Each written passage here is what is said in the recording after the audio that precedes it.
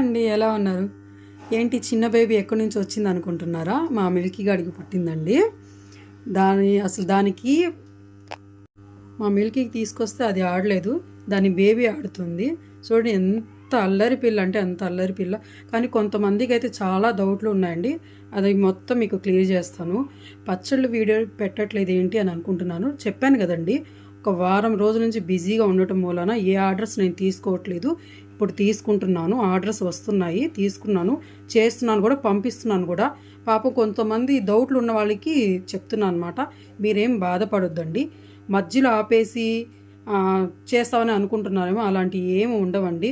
Success అయ్యే చూపిస్తాను మీ అందరికీ. ఎవరెవరైతే నన్ను ఎక్కిరిచ్చారో వాళ్ళందరికీ చూపిస్తాను అనమాట. డెఫినెట్లీగా చూపిస్తాను, తొందరపడొద్దు. ముందు ఉంది ముసల పండుగ అంటారు చూసారా సామెత, అది మాత్రం బాగా గుర్తుపెట్టుకోండి. నేనైతే మర్చిపోను, ఎవరిని మర్చిపోను, అందరినీ గుర్తుపెట్టుకున్నాను, మర్చిపోను. కంపల్సరీగా ఎవరికి ఇవ్వాల్సింది వాళ్ళకి డెఫినెట్గా ఇచ్చే తీరుతాను. మనం అంతవరకే మనం హ్యాపీగా ఉండాలని ఎప్పుడు అనుకోకూడదండి. ప్రతి ఒక్కళ్ళు హ్యాపీగా ఉండాలనుకోవాలి. అదొకటి ఆలోచన ఉంటే అందరూ బాగుంటారు. సో నేనైతే అదే అనుకుంటానండి. అందుకే ఉన్న దాంట్లో సర్దుకుంటాను, ఉన్న దాంట్లోనే తింటాను. ఎవరి కడుపు కొట్టను, ఎవరి నోళ్ళు కొట్టను అనమాట. సో నా దగ్గర అయితే అదొకటి పాలసీ ఉంది. ఏమైనా అనుకోనండి, సక్సెస్ అయ్యి మాత్రం కంపల్సరీగా చూపిస్తాను. నా పచ్చళ్ళ గురించి ఎక్కిరించిన వాళ్ళకి కూడా చెప్తాను, సమాధానం ఖచ్చితంగా చెప్తాను. కానీ నన్ను ఎంత బాధ పెట్టారో వాళ్ళందరికీ సమాధానం చెప్పే తీరుతాను. ఇంత త్వరగా చెప్తున్నాను ఏంటి అనుకుంటున్నారా? కాకపోతే నా ఫీలింగ్స్ అనమాట, నా మనసులో బాధ. నేను బిజినెస్ పెట్టిన విషయము ఎక్కిరిచ్చి వీడియోస్ పెట్టుకున్నారు కొంతమంది, వాళ్ళకే చెప్తున్నాను. నేనైతే మర్చిపోను, కష్టపడి చేసుకుంటాను కూడా.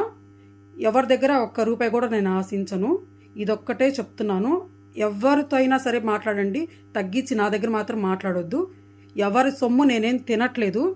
మీ సొమ్ము నేను తింటున్నానా నాకు మాట్లాడడానికి? నా సొమ్ము ఏమైనా పెడుతున్నానా చెప్పండి? కాదు కదా. ఆలోచించి మాట్లాడండి ఎవరైనా సరే. ఎవరిని తక్కువ చేసి మాట్లాడొద్దు. నేను మర్చిపోను, నేనైతే ఖచ్చితంగా గుర్తు పెట్టుకుంటాను కూడా. ఎవరికి ఇవ్వాల్సింది వాళ్ళకి ఇస్తాను, ఇచ్చే తీరుతాను, ఖచ్చితంగా ఇస్తాను. సరేలేండి, ఇదంతా సోది మీకెందుకు అని అనుకుంటారేమో, కానీ చెప్పాలనుకుంటున్నానండి. నా మనసులో మాట అన్నమాట. మీకే షేర్ చేసుకుంటాను, ఇంకెవ్వరికి షేర్ చేసుకోనండి.